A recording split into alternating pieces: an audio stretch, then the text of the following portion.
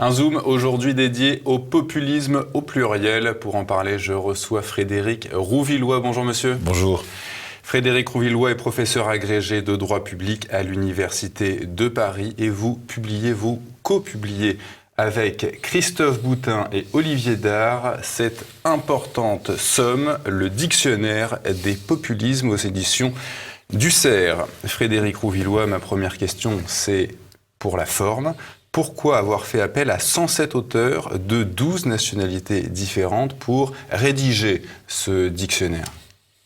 En fait, on aurait pu faire appel à non pas 107, mais 200 ou 300 personnes. Le sujet nous a paru si vaste, si pratiquement inépuisable en fait, on verra tout à l'heure pourquoi, que voilà, il fallait effectivement ne pas se contenter de demander à des généralistes de parler de choses générales, mais aussi de demander à des gens qui connaissent vraiment le sujet de l'intérieur, et c'est la raison pour laquelle, voilà, pour parler de la Pologne, on a demandé à un professeur de l'université polonais, tout à fait remarquable d'ailleurs. Pour parler de l'Italie, on a demandé à des Italiens. Pour parler de l'Allemagne, on a demandé à des Allemands. Pour parler du Brésil, à des Brésiliens.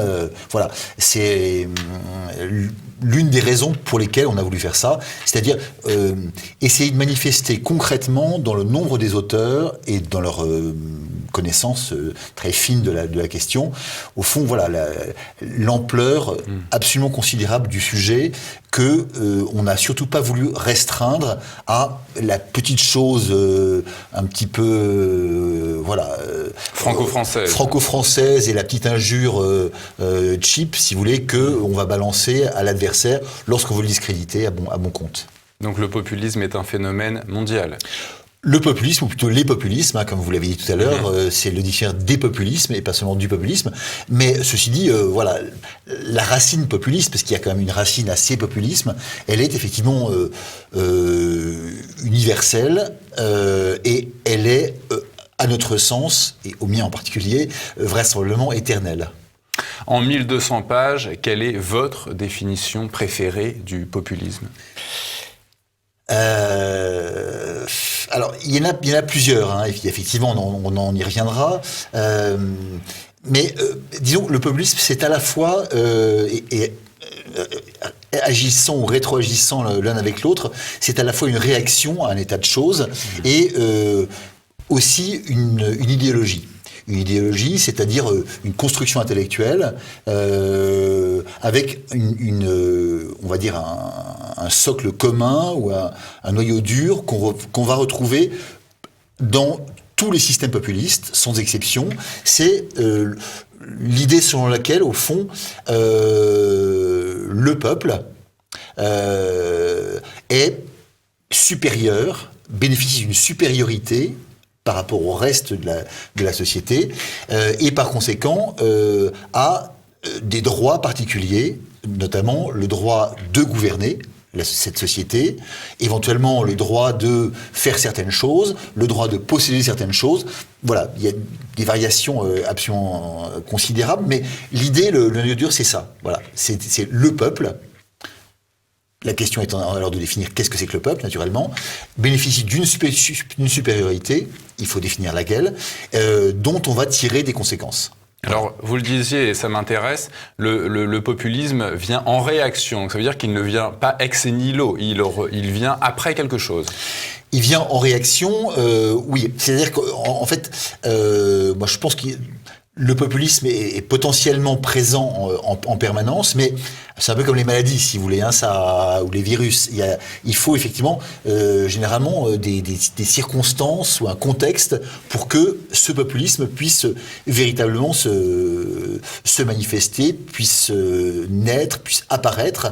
Et ces conditions, c'est finalement le moment où le peuple qui a conscience de cette supériorité que j'évoquais tout à l'heure, a le sentiment que celle-ci est remise en cause, soit dans le contexte d'une crise, soit parce que les élites, entre guillemets, lui semblent trop envahissantes et lui semblent capter ce pouvoir et ces droits qui sont les siens.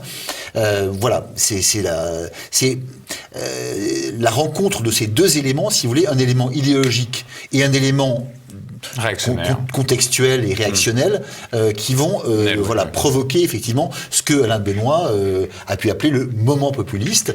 Sauf que de même qu'il y a des populismes, il y a justement, aussi des moments populistes. On va y venir, Alain de Benoît, et justement au pluriel. Et avant tout, j'aimerais qu'on revienne sur cette définition que Philippe de Villiers a fait des populismes. C'est le cri des peuples qui ne veulent pas mourir. Qu'est-ce que cette référence à la mort vous évoque pour définir, pour caractériser le populisme? Oui, alors d'abord, c'est une première remarque. C'est une phrase qui est absolument superbe. Vraiment, le cri des peuples qui ne veulent pas mourir, c'est très beau. C'est une réaction de Philippe de Villiers à, je crois en octobre 2018, à une remarque du président Macron qui parlait de lèpre populiste qui envahirait l'Europe à propos de l'Italie et de Salvini, etc. Le cri des peuples qui ne veulent pas mourir, oui, c'est ça aussi, je dirais. Ça n'est pas que ça. Ça, c'est la dimension réactionnelle du populisme. En fait, c'est le cri des peuples qui sont conscients de leur existence, de leur identité, de cette supériorité que j'évoquais tout à l'heure, et qui ont le sentiment que cette supériorité, mais au-delà, leur existence même, est menacée, est remise en cause dans son être, dans son identité, par une évolution, ou par des évolutions convergentes, et elles-mêmes généralement associées à cette fameuse élite que l'on retrouve toujours, on va y revenir aussi tout à l'heure, dans ce qu'on a pu appeler dans le dictionnaire le triangle populiste. C'est-à-dire le triangle populiste, dans le populisme, il y a toujours un contexte général, et dans ce contexte, il y a trois éléments: le peuple, le leader et l'élite, contre laquelle, finalement, le leader et le peuple vont agir ensemble.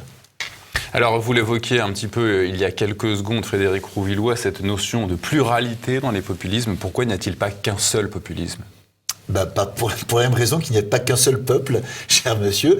Et voilà, au fond, on peut dire qu'il y a Oui, mais est-ce que la réaction du peuple est toujours différente ? Alors voilà, on pourrait dire d'abord qu'il y a autant de peuples que de populisme, mais on pourrait dire au-delà qu'il y a autant de populisme qu'il y a de moments dans l'existence d'un peuple. C'est-à-dire qu'en France, effectivement, par exemple, il y a eu de très nombreux populismes nettement différents les uns des autres. C'est-à-dire que le populisme de Jean-Marie Le Pen n'est pas exactement le même que celui de sa fille, il n'est pas exactement le même que celui de Poujade dans les années 50, qui n'est pas le même que celui d'André Tardieu dans les années 30, qui n'est pas le même que celui du général Boulanger dans les années 1890. Il y a le facteur temporel. Oui, c'est ça. C'est-à-dire les réalités avec lesquelles va agir la dimension idéologique que j'évoquais tout à l'heure, ces réalités, elles changent, et par conséquent, la physionomie du populisme change aussi. De même qu'il y a un populisme très clairement affirmé au cours de la Révolution française, un populisme de gauche d'ailleurs, un populisme jacobin, qui ne ressemble pas au populisme républicain qui se développe dans les années 1850. Donc voilà, tout ça fait que on est face à un objet qui est un objet non seulement extraordinairement pluriel, mais également extraordinairement mouvant et changeant d'un lieu à un autre. Alors, les populismes, j'ai cru comprendre que c'est donc une idéologie qui naît à la fin du 19e siècle. Non, si on prend la définition que je vous donnais à l'instant, ça n'est pas à la fin du 19e siècle, ça a toujours existé, si vous voulez. Cette idée que le peuple est supérieur et que par conséquent il a des droits et qu'il faut tenir compte de cette supériorité et en tirer les conséquences, c'est une idée qu'on trouve depuis le début. Ce qui effectivement apparaît au 19e siècle, ou à la fin du 19e siècle notamment, c'est, je dirais plutôt, l'usage du mot populisme, puisque avant on l'utilise pas. C'est un mot nouveau, mais un mot nouveau qui décrit une chose ancienne.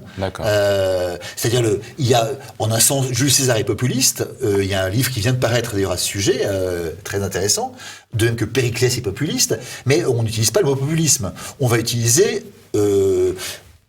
éventuellement le mot césariste ou le mot démagogique ou le mot différents mots, ou le mot démocrate, pourquoi pas. Mais voilà, ce qui naît effectivement au XIXe siècle, c'est non pas le populisme, mais donc l'utilisation de ce mot pour désigner d'ailleurs deux courants. L'un en Russie, c'est un courant agrarien, on va dire, hein, ce qu'on appelle en russe les narodniki, qui est un mouvement plutôt socialisant, et aux États-Unis, un mouvement également agrarien, le mouvement de ce qu'on appelle les grangers, ceux qui se réduisent dans les granges et qui protestent contre déjà, si vous voulez, la remise en cause des droits du peuple, et cette remise en cause notamment par le pouvoir financier, par les grands banquiers, voilà. Et c'est intéressant de voir que dans ces deux cas, si vous voulez, c'est un contexte de crise, mais des crises qui sont absolument pas identiques, si vous voulez, qui provoquent de part et d'autre du monde, en Russie et en Amérique, des mouvements qui ont des ressemblances tout en ayant des spécificités. Alors justement, ça m'intéresse, Frédéric Rouvillois. Vous disiez que donc l'émergence de ce mot populisme arrive à la fin du 19e siècle. Est-ce que ça correspond aussi à l'émergence de la mondialisation, du monde de l'idéologie mondialiste? Est-ce que c'est deux choses qui arrivent justement en même temps? Est-ce que le populisme arrive en réaction à cela? Non, on ne peut pas dire ça, ni dans le cas américain, ni dans le cas russe, c'est en rapport avec la mondialisation. C'est en rapport, en revanche, notamment dans le cas américain, mais aussi un peu dans le cas russe, avec, on va dire, la montée du capitalisme. Et avec... on va dire aussi, voilà, le libéralisme qui gagne et effectivement qui est perçu comme remettant en cause, d'une part, les droits du peuple et d'autre part, l'identité populaire. Et par conséquent, on retrouve le cri du peuple qui ne veut pas mourir, voilà, dans les deux cas. Mais c'est pas le mondialisme, si vous voulez. C'est plus le capitalisme libéral, si vous voulez, qui est effectivement un excellent moyen de susciter par contre-coup le populisme. Alors justement, vous évoquez à l'instant la notion de libéralisme, ces notions utilisées par les populistes, antilibéralisme et illibéralisme. Quelle différence faites-vous entre ces deux notions ? Écoutez, l'illibéralisme, je renvoie nos auditeurs, nos spectateurs plutôt, à l'excellent article qu'a rédigé Chantal Delsol dans notre dictionnaire. C'est une notion qui est relativement récente. Hein, c'est un illibéralisme. Et qui désigne notamment les positions, par exemple, de Viktor Orban en Hongrie. C'est-à-dire que, voilà, l'idée, c'est une idée très populiste, effectivement. C'est l'idée selon laquelle le peuple, du fait de sa supériorité intrinsèque, a le droit de gouverner.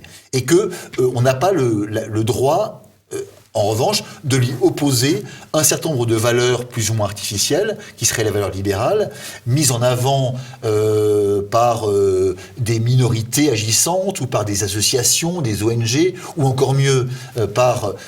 ce qui est souvent à tête de turc des populistes, des juridictions constitutionnelles ou internationales. Donc on n'a pas le droit d'opposer au peuple qui est souverain, qui est, et donc, parce que supérieur, qui est souverain, donc on n'a pas le droit de lui opposer ça. Je dirais, le libéralisme, c'est grosso modo ça. C'est une approche finalement non libérale de la démocratie. Alors j'aurais dû rebondir tout de suite là-dessus. Frédéric Rouvillois, tout à l'heure on évoquait donc les différences entre populisme, mais quelles orientations idéologiques communes y a-t-il aux différents populismes ? Écoutez, l'orientation fondamentale, c'est ça. Maintenant, le problème, c'est que voilà, le peuple est supérieur, il a des droits, et donc on doit en tirer les conséquences. Maintenant, ce qui brouille les cartes, et ce qui fait que, plutôt que de faire un opuscule de 50 pages, on a fait un bouquin de 1200 pages, et c'est pas de trop, on aurait pu en faire le double, avec plus de 260 articles, je fais un peu de la retape. C'est que voilà, il y a une infinité de variétés possibles, parce que les éléments de ma définition basique, le peuple, la supériorité et les conséquences qu'on en tire, peuvent à chaque fois, si vous voulez, susciter d'innombrables variantes. Beaucoup insistent, Frédéric Rouvillois, sur l'incarnation des idées populistes avec l'événement d'un leader charismatique. Est-ce que c'est toujours un facteur primordial, un facteur constitutif du populisme ? On peut dire oui. C'est-à-dire que pour que finalement le populisme acquiert une visibilité, une force, une puissance politique, il faut effectivement quelqu'un qui puisse être là et qui puisse dire c'est moi qui suis du peuple qui vais prendre la parole au nom de ce peuple. Je suis vous. Je suis vous. Et à ce propos, c'est l'une des raisons qui a motivé le choix d'ailleurs de la couverture de notre livre. Oui, vous mettez un pavé décellé. Voilà, un pavé décellé. Alors ça veut dire, ça met en avant la dimension, on va dire, rebelle et potentiellement révolutionnaire du populisme. Le populisme comme moyen de contester un ordre établi dominé par des oligarchies. Mais l'idée, c'était aussi, si vous voulez, de montrer dans ce pavé le leader. Le leader qui est au fond comme les autres pavés, mais il se situe au-dessus, pour représenter les autres, pour les rendre visibles, alors que lorsqu'ils sont en tant que pavés, ils ne sont pas visibles. On ne voit qu'au-dessus, si vous voulez. On ne le voit en 3D qu'à travers le leader, si je puis dire. Qui donc incarne, qui représente et qui va pouvoir dire cette supériorité du peuple au reste des institutions, aux oligarchies contre lesquelles le peuple contre lesquelles il veut se battre, et qui va éventuellement prendre le pouvoir au nom de ce peuple. Et de fait, si vous voulez, tous les exemples qu'on peut citer... Est-ce que par exemple, pour en venir à un exemple, est-ce que par exemple Benito Mussolini, le fasciste du fascisme italien, était un populisme ? Le fascisme italien est un genre de populisme, absolument, tout à fait. Un genre un peu particulier, mais... Un leader charismatique qui vient du peuple et qui prend les rênes. Tout à fait. De même que, on a d'innombrables exemples en Amérique latine, par exemple. Perón, Juan Perón et surtout Eva Perón, ce sont deux incarnations paradigmatiques, finalement, du leader populiste et de la femme qui parfois l'accompagne. Et qui, tous les deux, effectivement, se veulent profondément du peuple, venant du peuple, et incarnant ce peuple, et prenant le pouvoir au nom de celui-ci. Donc et menant ensuite une politique qui, qu'on n'aime pas, mais qui a pour objectif, effectivement, de permettre à ce peuple d'assumer cette supériorité qui est la sienne. Donc c'est une rupture entre gouvernant et gouverné, le populisme ? Ah non, c'est pas une rupture entre gouvernant et gouverné, c'est justement, je dirais, c'est presque l'inverse à terme, puisque l'idée populiste, c'est de faire en sorte que, mais au fond, c'est peut-être aussi l'idée démocratique dans sa radicalité. L'idée populiste, c'est de faire en sorte que le gouvernant gouverne totalement, soit comme les gouvernés, si vous voulez, qu'il représente très exactement les gouvernés, qui soit en quelque sorte le peuple qui arrive au pouvoir. Est-ce que le populisme à terme devient totalitaire ? Écoutez, on peut pas dire ça. On peut considérer effectivement que certains populistes ont pu bifurquer vers des solutions totalitaires. C'est le cas là encore en Europe, c'est le cas en Amérique, c'est le cas ailleurs. Mais les choses ne sont pas du tout nécessairement liées. En revanche, ce qu'on peut dire, c'est que généralement, le populisme implique un pouvoir assez fort, voire autoritaire, et que le populisme implique potentiellement, je dirais, pour dire les choses un petit peu, un usage assez décomplexé de la violence politique. Dans son ouvrage publié en 2017, Le moment populiste, Alain de Benoît, on l'évoquait tout à l'heure, Frédéric Rouvillois, décrivait une accélération justement du phénomène populiste. Or, aux dernières élections européennes, on a assisté à un dégonflement, ou en tout cas à une victoire relative du camp populiste incarné en France, en tout cas par Marine Le Pen. Le populisme peut-il être éphémère ? Il y a plusieurs éléments dans votre... D'abord, je pense que la relative déception que certains ont pu éprouver, ou le relatif soulagement que d'autres ont manifesté après les élections européennes, vient de ce que les sondeurs, un peu comme toujours, s'étaient trompés, volontairement ou involontairement, peu importe, et avaient fait effectivement, avaient agité un peu le chiffon rouge du populisme, ou noir, ou brun, en expliquant que voilà, tout allait, que les populistes allaient prendre le pouvoir en Europe et que ça allait être l'abomination de la désolation.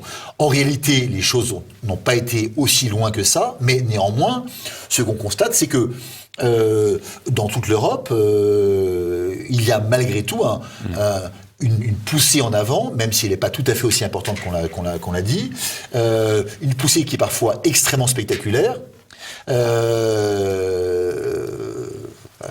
En Italie par exemple, ou en Hongrie, en Pologne c'est plus compliqué parce qu'à mon sens c'est pas un populisme, c'est plutôt un conservatisme qui travaille et qui s'associe avec des populismes, c'est pas tout à fait la même chose.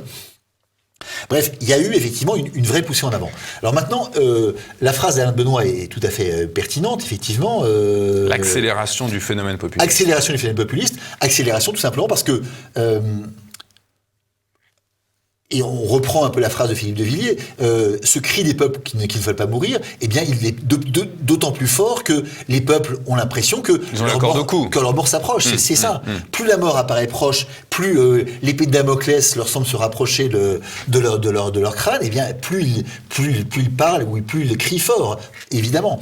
Et donc, la mondialisation en marche, et dans le cas français, par exemple, voilà, la présidence Macron, qui incarne ça de manière absolument spectaculaire, sinon caricaturale, fait que ce peuple a peur de mourir, et donc d'où l'accélération de la chose. Ceci dit, effectivement, il s'agit d'un moment parmi d'autres. Il y a eu d'autres moments populistes dans l'histoire, il y en aura d'autres sans doute, mais la phrase d'Alain de Benoist effectivement manifeste bien l'importance du contexte et du caractère finalement réactif du populisme. On reste avec Alain de Benoist, Frédéric Rouvillois. Alain de Benoist, le philosophe, annonçait aussi dans cet ouvrage la fin du clivage droite-gauche. Est-ce que vous arrivez au même constat ? Écoutez, je pense qu'il y a parmi nos 107 auteurs et parmi beaucoup d'autres qui ont travaillé sur la question, il y a une approche qui n'est pas unanime. Moi, personnellement, je ne pense pas. Je ne pense pas du tout que ça remette en cause le clivage droite-gauche. D'abord parce que le populisme n'absorbe pas la totalité de la réalité ou de la vie politique. Il y a des mouvements qui subsistent à côté du populisme, d'une part, et d'autre part, et je dirais presque surtout, il y a très clairement un populisme de droite et un populisme de gauche. C'était ma prochaine question, alors répondez justement. Un populisme de droite qu'incarne, par exemple, assez bien, au fond, Alain de Benoist, ou qu'incarnent certains responsables du Rassemblement national, par exemple, ou que peut incarner quelqu'un comme Salvini, ou ou éventuellement Orban. Voilà, un populisme de droite qui donne un certain type de définition du peuple. Qu'est-ce que c'est que le peuple ? Eh bien, c'est un peuple qui est enraciné dans une histoire, dans une identité, éventuellement dans une dimension... Le caractère identitaire. Voilà, le caractère identitaire, avec plusieurs éléments de cette identité. Alors que refuse le populisme de gauche. Exactement, c'est ça. Alors que le populisme de gauche, tel qu'il a par exemple été